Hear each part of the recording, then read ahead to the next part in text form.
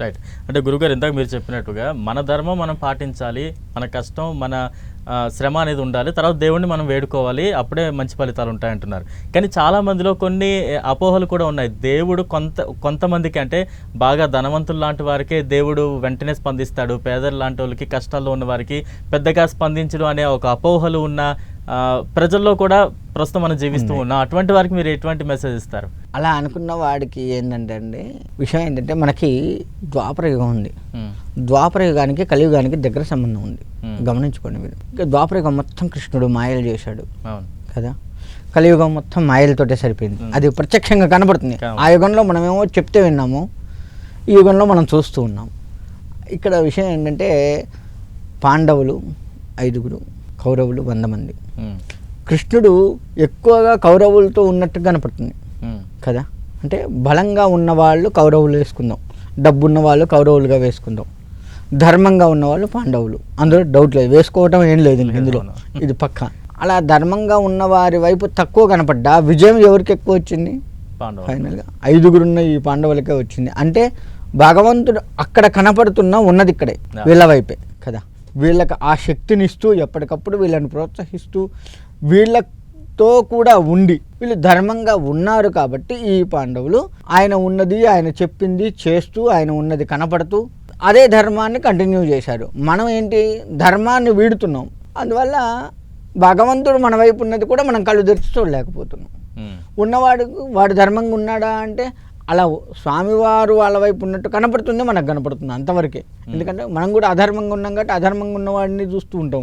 మరి డబ్బున్నవాడు అధర్మంగా ఉంటాడా, ధర్మంగా లేడా అంటే ఎవరైనా అధర్మంగానే ఉన్నాము.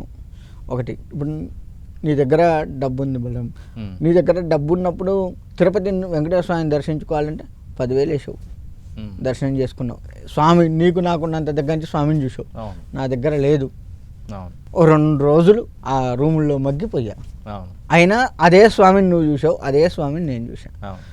నువ్వు అట్లా పోయి ఇట్లా వచ్చావు, కానీ నేను అంతసేపు ఉన్నందుకు ఆ స్వామిని ఎప్పుడు చూడాలి అని చెప్పేసి నాలో ఉన్నటువంటి ఆ కాంక్ష ఏదైతే ఉందో అది తపస్సుగా మారిపోతుంది. ఒక రకంగా చెప్పాలి అంటే రూముల్లో ఉన్నది మనకు కనపడుతుంది, కానీ తొందర తీస్తే బాగు, దేవుణ్ణి చూడాలి, తొందర తీస్తే బాగు, స్వామిని ఎప్పుడు చూస్తాము, ఎంతసేపు స్వామి జాసలో నేనున్నాను, అట్లా పోయి ఇట్లా వచ్చి జాసలో నువ్వు ఉన్నావు. తొందరగా పోయి వస్తాను, తొందరగా చూసుకుంటావు, కాగానే ఇంకో ఫ్లైట్ ఎక్కి ఇంకో దగ్గరికి పోవాలి, నీ రాజకీయ పరిస్థితి లేదు, ఇంకేదో నీకు ఉంది, నువ్వు అలా వెళ్ళిపోతావు.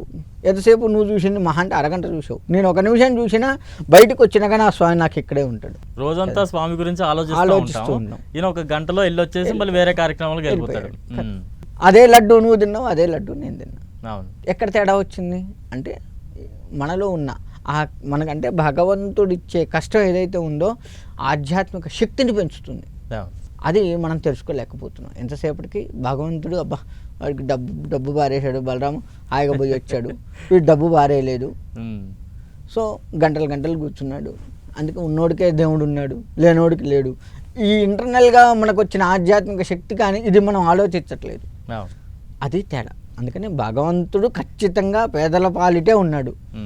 అంటే డబ్బున్న వాళ్ళ వైపు లేరా అంటే వాడు ధర్మంగా ఉండి ఆధ్యాత్మిక భావన ఉంటే తనలో కూడా ఉంటాడు, తనతో పాటు కూడా ఉంటాడు, కానీ ఎక్కువ శాతం ఇటు ఉంటాడు. ఇది మనం ఈ బాధల్లో ఈ కష్టాల్లో ఉండి దీన్ని మనం గుర్తించకపోవడం మన అజ్ఞానం. మళ్ళీ